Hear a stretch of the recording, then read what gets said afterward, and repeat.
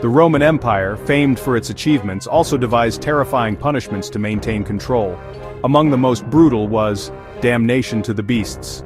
This was not just execution, but a public spectacle where humans became prey for entertainment. Reserved for society's outcasts and enemies, it stripped away dignity and life in front of thousands. The condemned faced starved, enraged animals in the arena, often naked and unarmed.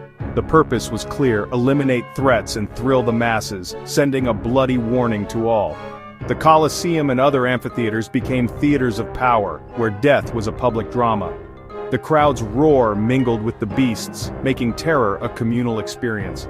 These events reinforced the emperor's authority, providing both entertainment and a lesson in obedience.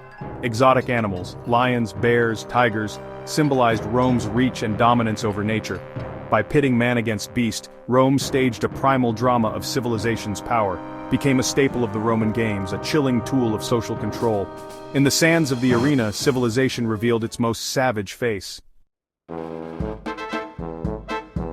Who suffered this fate? Rarely Roman citizens. This was for society's expendables. Military deserters, seen as traitors, were thrown to the beasts as a warning to others. Early Christians, refusing to worship Roman gods, were branded enemies and publicly executed to discredit their faith. Rebellious slaves, especially after uprisings like Spartacus's, faced the arena to deter future revolts. Prisoners of war, notorious criminals, and those of low status could also be condemned. The key was their lack of protection and the state's desire to make an example. In the arena, their identities were erased. They became mere objects of punishment. Their deaths reinforced the absolute power of Rome over the marginalized. To be condemned was to be stripped of humanity, reduced to a spectacle. The ordeal began in darkness. Prisoners waited in cells beneath the arena, tormented by the sounds and smells of hungry beasts. When summoned, they emerged into blinding light, stripped and exposed before thousands.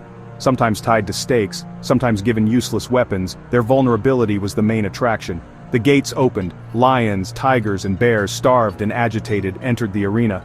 The crowd hushed, anticipation thick in the air. The attack was swift and brutal, claws and teeth ending lives in a frenzy.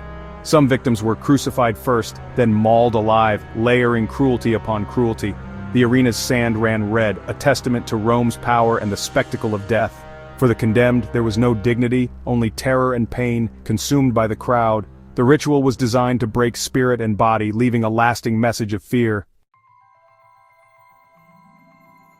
Yet, even in horror, stories of defiance emerged. Christian martyrs like Saint Ignatius of Antioch faced the beasts with courage, turning execution into an act of faith. Their calm and hymns unsettled crowds, sometimes inspiring sympathy and even conversions. Instead of deterring Christianity, these deaths often fueled its growth. For rebellious slaves, the arena was a constant threat, a psychological weapon to enforce order. The fate of Spartacus's followers cemented the use of spectacular cruelty to crush resistance. Damnatio at Bestias aimed to erase legacies, but for some, it ensured their memory endured. Martyrs and rebels became symbols, their stories retold for generations. On the blood-soaked sand, some found a form of immortality. Their suffering became a testament to resistance and faith. Why did Rome stage such brutality? It was propaganda, an unfiltered display of imperial power. The games distracted the populace, binding them through shared spectacle and fear. The arena blurred entertainment and terror, reinforcing social order and the emperor's dominance. For victims, it was the ultimate negation of humanity, death as public entertainment.